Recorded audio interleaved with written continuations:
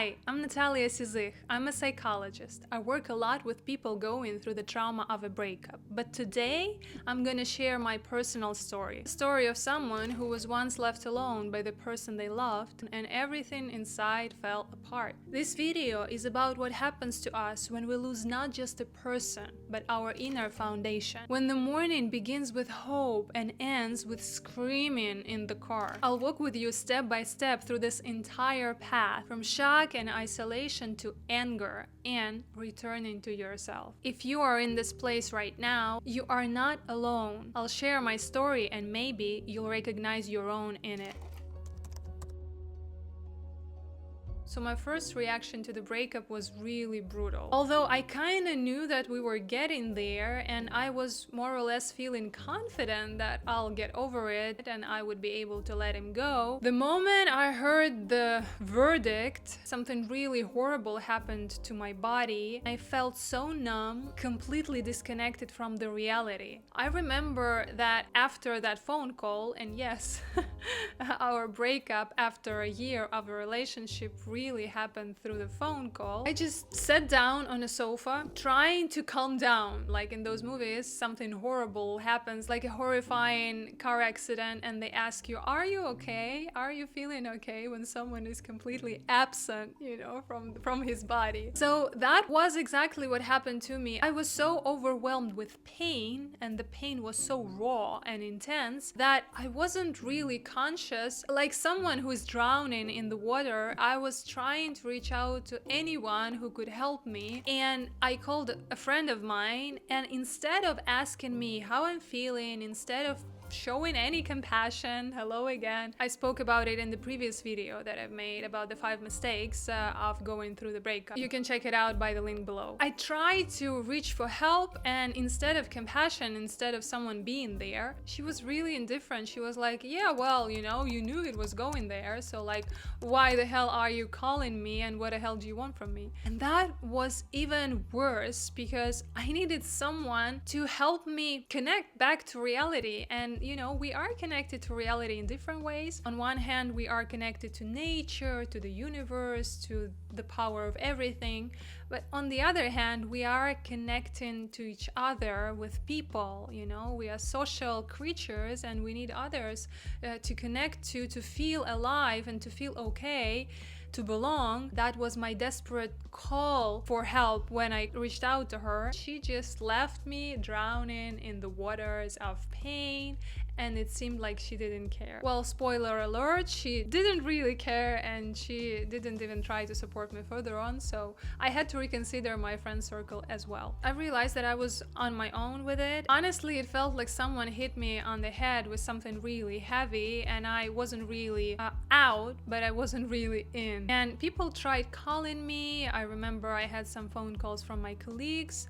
I didn't care. I was just walking, crying. Again, I didn't care who would see me, who would ask me what was happening. I was so much on the edge of losing it, and it was really strange because again, I was expecting this breakup to happen and I thought I was stable, I would be able to handle it and let him go. But the moment I heard the words, something happened, and it was as if the knife cut the thread that was connecting me and him, that was pumping the life energy. Immediately I felt empty, drained, shattered into pieces, as if I was left alone in the universe. No one cared for me, no one saw me, and no one could really help me. And the thought of us being broken up was just killing me from inside. Nothing mattered anymore. Others feel like their heart was broken and it hurts very much inside the chest. I felt like my heart and my whole insides were just lost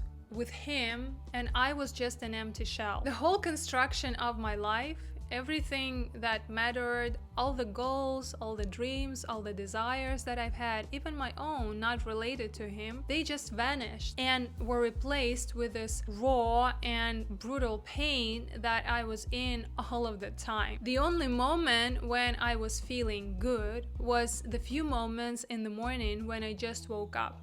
In that sleepy mode, I was kind of feeling my body, I was feeling myself. And then the moment the mind switched on and this idea that we broke up kicked in, I was in a sharp, brutal, horrible, crushing pain, and that happened every day. I felt like I was completely alone on this planet, although there are 7 billion people on it. I tried taking calming pills, but they didn't really help. And for the rest kind of self-help, at this stage I wasn't able to apply anything because the body was so overwhelmed with the hormones, with the stress hormones, that I couldn't really calm myself down. I couldn't really sit myself down anywhere, and that was the reason why I kept walking. I felt like if I would stop, the pain would just kill me. If you are at this stage right now, I am really sorry. I'm here for you, and this is what I recommend you to do to recover better and quicker. First of all, don't stay alone. Ask a loved one to stay with you, just for a couple of days, to look after you, to give you some water, to ensure that you are eaten just a little bit, to cover you with a blanket, to comfort you with a hug. Don't stay alone because it only increases the pain. Imagine that you've just had an operation in the hospital. Your body needs to recover, needs to be taken care of. These moments we normally can't really attend ourselves, and we need someone else to take care of us. Same goes for the breakup. Second, and really important, is stay away from any sort of meditation practice, because those turn your attention inward, and at that stage your body is just the storage of a stress, of a drama, and of a trauma. What really helps is the practice of 5 senses, when you focus on what you see, what you hear, just for 5 minutes. Relaxing, calming massage, when someone is touching you with care, with gentleness, with love. Gentle yoga practices, maybe some sports to process the stress hormone. And if none of that is possible at the moment, just drink hot, really hot water and broth. All of these recommendations help your parasympathetic system to get activated and send a signal to the body for relaxation, and it also helps the body to ground itself. My physical body response was really representative of what was happening to me on all the levels, because initially I tried taking calming pills, they didn't work. The pain was tearing me apart every minute and it didn't go away. And what's most important, I've started to experience my blood pressure really dropping and the chronic physical exhaustion. Back then I just didn't understand why I was feeling so exhausted almost all the time. So I've turned to doctors and used my company insurance to run all sorts of medical tests, blood tests, hormones tests. And you know what all the doctors told me? They said I was fine. I was okay, and all the indicators were normal. And there I was sitting in the clinic in front of the doctor. I had barely walked into his office because I was so weak and so exhausted, and the doctor was just telling me I was all right.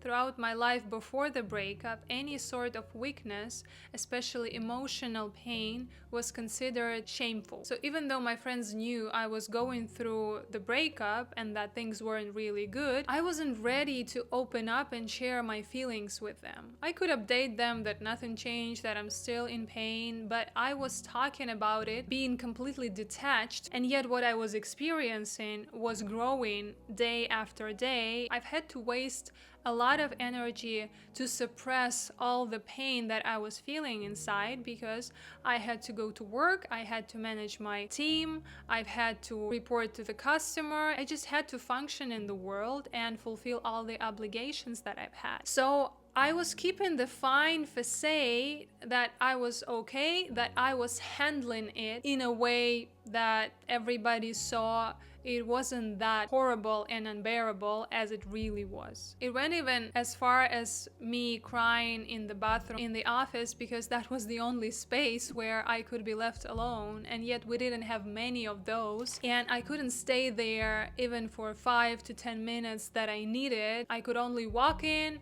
wash my hands, wash my face, look into the mirror, and ask myself just to get through the day. I was literally talking to myself saying, I know it's painful, but that you have to work through it, you have to deal with it. In the evening, when we get home, when no one is gonna be around, then we can cry, then we can fall apart. But right now, we have to gather ourselves together and keep working, because no one really cares for what is happening to us. We are here for work, we are getting paid, and this is no place for vulnerability or weakness or crying over breaking up with some guy. All in all, functioning in the world and interacting with people was extremely exhausting. All I wanted was just sit on the floor in the dark where no one could touch me, no one could see me, and I could just fall apart as much as I needed. Looking back, I feel extremely sad about the kind of pain I just had to go through all by myself, and yet I admire the strength that I've had to do it. Yes, we have obligations, we have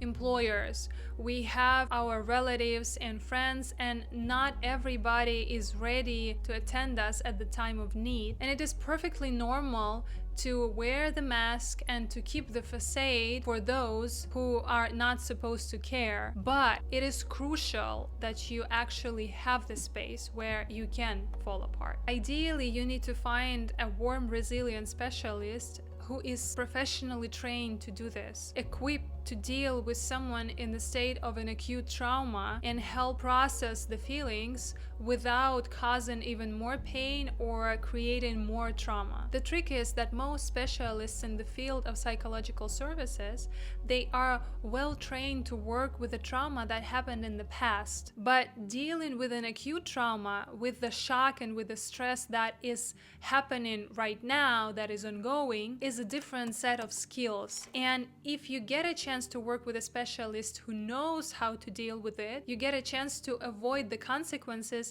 and, for example, developing a post-traumatic stress disorder, which is called PTSD. Because initially you get a trauma, you are in the state of shock, and this is exactly the moment when your psyche needs immediate attendance, the right, the warm, the proper one, which is very different from the type of attendance you require when your psychic was on its own and it dealt in some way, went through certain stages, kinda packed the pain deeper into subconscious, where then it has to be excavated from with the specialist when you start working in the therapy long after the shock of a trauma actually happened.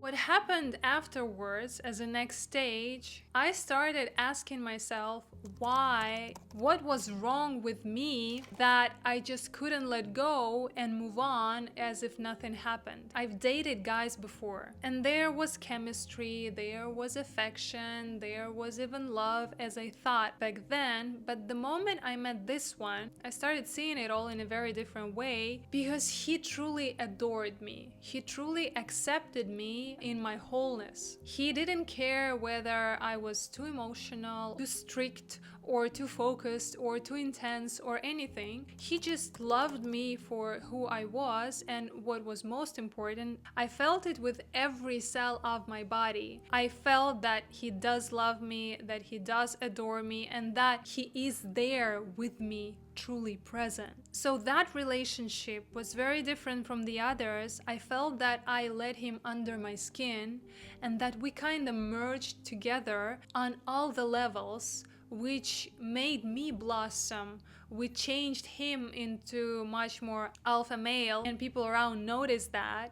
So that influence on each other that we had, we transformed very much in the relationship, and we kind of opened up in our true potential. And yet when we broke up, it felt like it didn't affect him at all. That affection, that deep desire for me, that love that he was showing me, it was just gone, and nothing changed for him. And I was the one shattered into pieces. It kind of diminished the whole contact and relationship we've had, and caused my inner critics to start attacking me even more, seeing that my ex didn't really care, shaming me for feeling so bad, blaming me for trusting this guy, for letting him under my skin, for trusting him with my heart, and for being in so much pain right now. The message that it was given me was that the relationship was fake, I was naive, stupid and it was all my fault. I took time off to fly all the way to the other side of the planet. So imagine I am in Mexico on vacation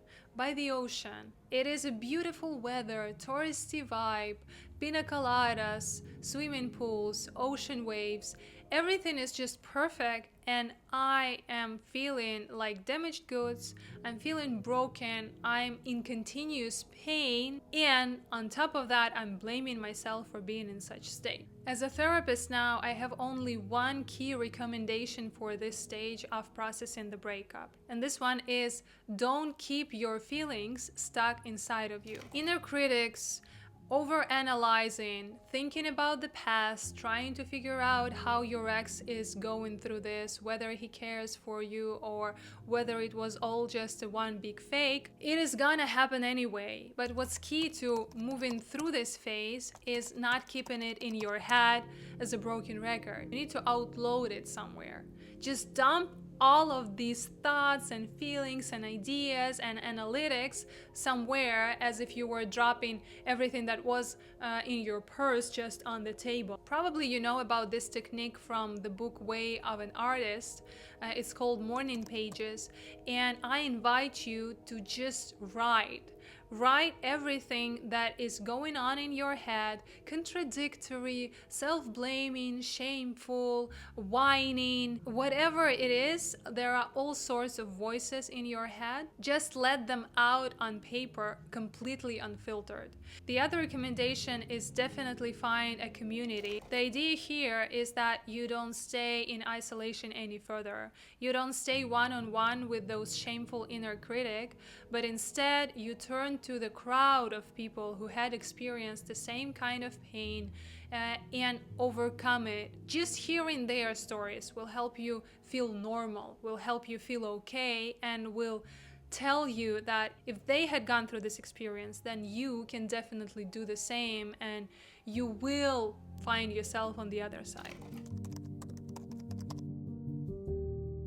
Well, the initial shock of a breakup did disconnect me from my true self, from my creative self. The pain was overwhelming, it took over, and there wasn't really connection with my dreams, with my goals. Back then I was planning to move to Canada, taking steps of a procedure. I kinda lost interest to anything. It felt like I did lose the spark of life itself that was in my heart, but because my heart was given away, that spark was given away as well. Now I can say that I was experiencing emptiness, meaninglessness. Back then, I just couldn't put a label on it, but I knew that something was lacking, that something was clearly wrong, and I had no idea how to put myself back together. What was even worse is that this inner critic that I've had was taking over, and it was persuading me with the kind of thought that I wasn't worthy, that I didn't really deserve love, that I wasn't someone who deserved to be treated kindly. And that the relationship with this guy and the breakup clearly demonstrated that. This stage actually took the longest because I wasn't sharing my pain with anybody else. I stayed isolated alone with it, and we as human beings aren't wired to process the pain this way, especially the kind of pain I faced. After quite a while, I've been driving past the office where we used to work together, and all of a sudden, I felt so much anger coming out of me. The car really helped. I was there alone, driving, and I just started talking as if I was talking to him, telling him everything that I held on to, that I've kept suppressed inside, unfiltered. I started screaming, I started using all the bad words just to let the feelings that I've had stuck in myself for such a long while go out. All of a sudden I started feeling a lot of power, a lot of strength, a lot of freedom to finally let go, and I realized that holding on to anger, turning it against myself, was exactly the problem that didn't help me heal for almost a year and a half. To tell you the truth, and I'm not really proud about it, I wanted to hit him so bad, and I knew that he was working in that office. I realized that I need this contact, I need this outburst of anger, because I was just killing myself for a very long time.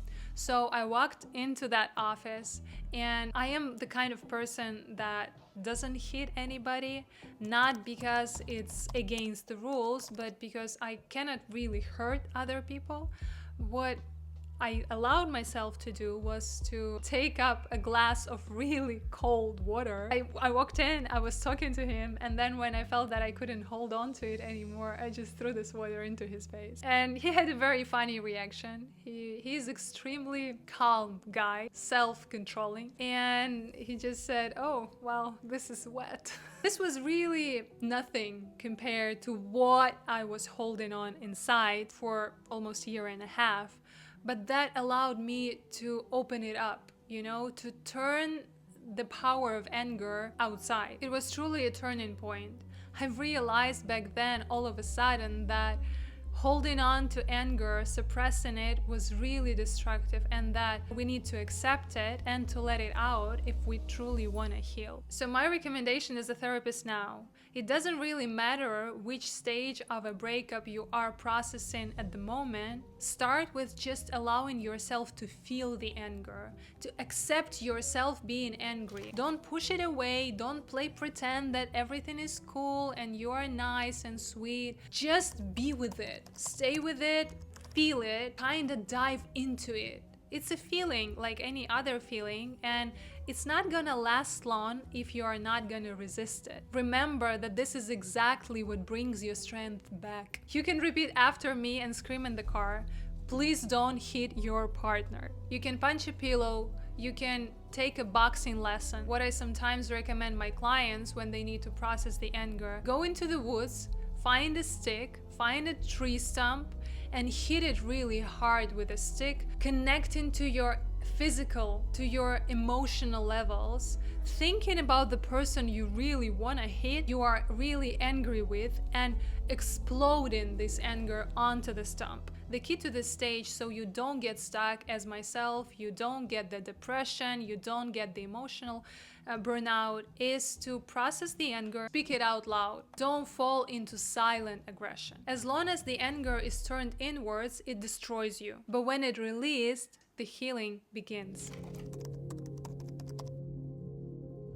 That moment in the car was truly magical, because that was the moment when the idea of a project was born. To create a space where other women and people can experience the pain safely, where we can process our feelings unfiltered, unshamed, unblamed, accepted, loved, without any judgment, and truly supported at every stage we are going through. Truth is, everybody needs support when going through the breakup. Some people more than the other. But the paradox here is that those in desperate need for support typically experience the biggest resistance to getting it. And this vision of a project, it fueled me up so much, it inspired me up so much, that I started feeling grateful for everything I had gone through and for all the difficulties I've experienced on the way. When I was crying in the dark at the bathroom floor, barely making it, receiving the suicidal thoughts in my head because the pain was just too much, turning to psychotherapy for help and becoming a psychologist myself, I became a true specialist, knowing the pain from inside out. So now what I can happily tell you is that healing begins when we stop trying to cope alone and allow someone to hold our pain with us. This is not weakness. This is the path